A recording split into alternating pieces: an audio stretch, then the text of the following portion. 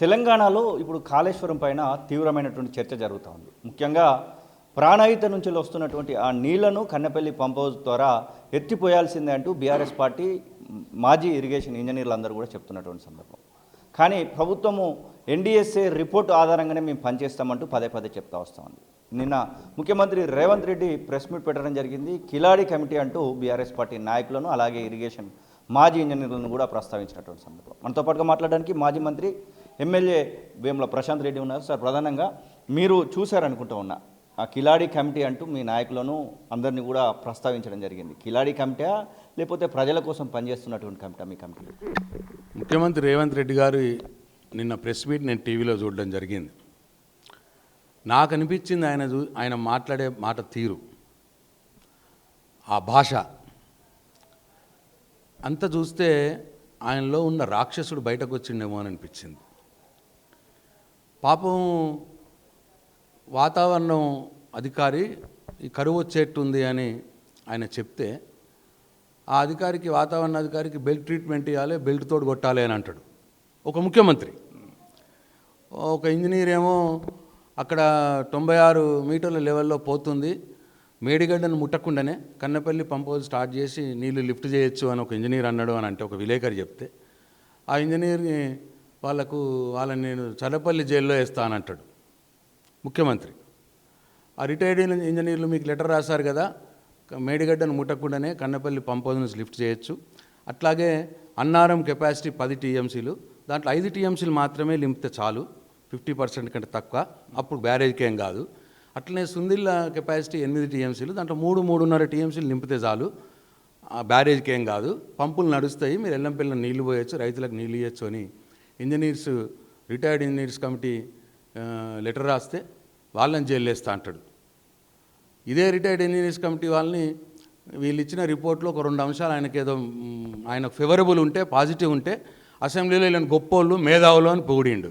ఇవాళ పాపం నీళ్ళు ఇవ్వండి, వాళ్ళు పాపం రైతు బిడ్డలు, ఆ ఇంజనీర్లు కూడా రైతులు కరువుతో అల్లాడుతున్నారు, నీళ్ళు ఇవ్వచ్చు, ఇట్లా ఇవ్వచ్చు అని సలహా ఇచ్చినారు వాళ్ళు, దానికి వాళ్ళని జైలు వేస్తా అంటాడు.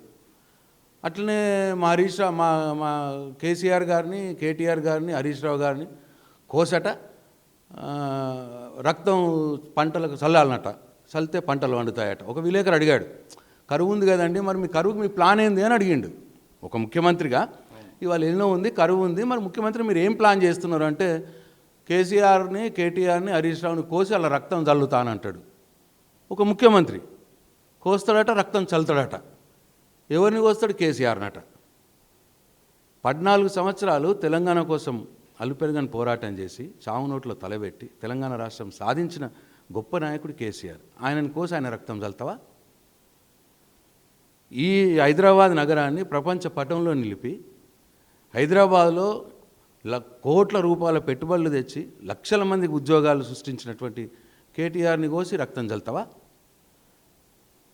తెలంగాణ ఉద్యమంలో కేసీఆర్ గారికి వెన్నంటుకుండా అలుపెరగని పోరాటం చేసి అనేకసార్లు జైళ్ళు పోయి లాఠీలు దెబ్బలు తిని ఈ రాష్ట్రానికి ఇరిగేషన్ మంత్రిగా ఎన్నో సాగునీటి ప్రాజెక్టులు కంప్లీట్ చేయడానికి నిద్రాహారాలు మాని ప్రయత్నం చేసినటువంటి హరీష్ రావు గారిని కోసి రక్తం చల్లుతావా? అంటే ఏ మాటలు అవి? ఇట్లా అందరినీ నాకు కనిపించింది ఒకటే, ఆయన కళ్ళల్లో భయం కనిపించింది నాకు.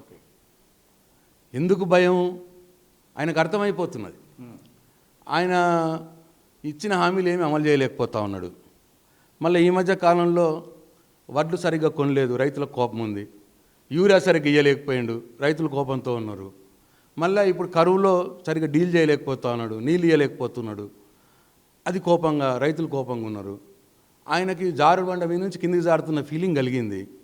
రోజు బీఆర్ఎస్ పార్టీ కేసీఆర్ గారి మరి సూచనలతో మా కేటీఆర్ గారు, హరీష్ రావు గారు, మేమందరం కూడా రోజు కూడా ప్రజల పక్షాన పోరాడుతున్నాం. ఇదంతటికీ ఆయన భయపడిపోయి ఆ కళ్ళల్లో భయం నాకు క్లియర్గా కనిపించింది. ఆ దాంట్లో నుంచి పుట్టుకొచ్చిన ఫ్రస్ట్రేషన్లోనే ఈ అడ్డగోలు మాటలు, తెలివిలేని మాటలు, తెలివి తక్కువ మాటలు, రాక్షస మాటలు. అంటే ఒక వార్డు మెంబర్ కూడా ఆ మాట మాట్లాడలేడు. ముఖ్యమంత్రి రేవంత్ రెడ్డి అంత నీచంగా మాట్లాడుతూ ఇవాళ తెలంగాణ ప్రజల దృష్టిలో ఆయన దిగజారిపోయాడు. బీఆర్ఎస్ స్టాండ్ ఏంటి? బీఆర్ఎస్ ఇప్పటికీ పదే పదే చెప్తా ఉంది. ఒకసారి కన్నెపల్లి పంప్ హౌస్కి బీఆర్ఎస్ పార్టీ వర్కింగ్ ప్రెసిడెంట్ మీ నాయకుడు కేటీఆర్ కూడా అక్కడికి వెళ్ళి అక్కడ చూపించినటువంటి పరిస్థితి. నెక్స్ట్ ఏంటి అసలు?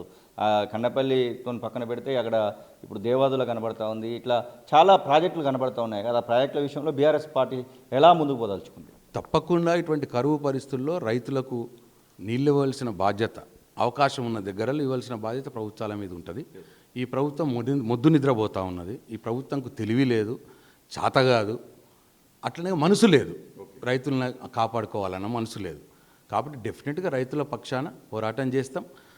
ఈ ప్రతి దేవాదుల దగ్గర ఏం చేయాలా, అట్లనే సీతారామ దగ్గర ఏం చేయాలి, సీతారామ దగ్గర మొన్న ఇచ్చినారు, అట్లనే కన్నెపల్లి దగ్గర ఏం చేయాలి, ఇవన్నీ కూడా మా నిజామాబాద్ జిల్లాకు కూడా రివర్స్ పంపింగ్ ద్వారా ఎస్ఆర్ఎస్పి నింపొచ్చు, వరద కాలువలో నీళ్ళేసి దాని ద్వారా ప్యాకేజ్ 21 ద్వారా పెద్దవాగు, కప్పలవాగు, వాగులలో నీళ్ళు ఇవ్వచ్చు. ఇవన్నీ మేము చేసి చూపించినాం.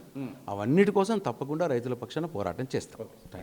ఇది వేముల ప్రశాంత్ రెడ్డి చెప్తున్న మాటలు. మొత్తం మీద ప్రజలకు సేవ చేసే విధంగా, రైతన్నలను ఆదుకునే విధంగా రేవంత్ రెడ్డి పరిపాలన ఉండాలని కోరుకున్నాం. కానీ ఒకరిపైన ఏదో బీఆర్ఎస్ పార్టీ నాయకుల పైన ద్వేషం పెంచుకొని మాట్లాడుతున్నటువంటి మాటలుగా వారైతే మాట్లాడుతున్న సందర్భం. కెమెరా పర్సన్ అజార్తో శ్రీనివాస్ తొలి వెలుగు, హైదరాబాద్.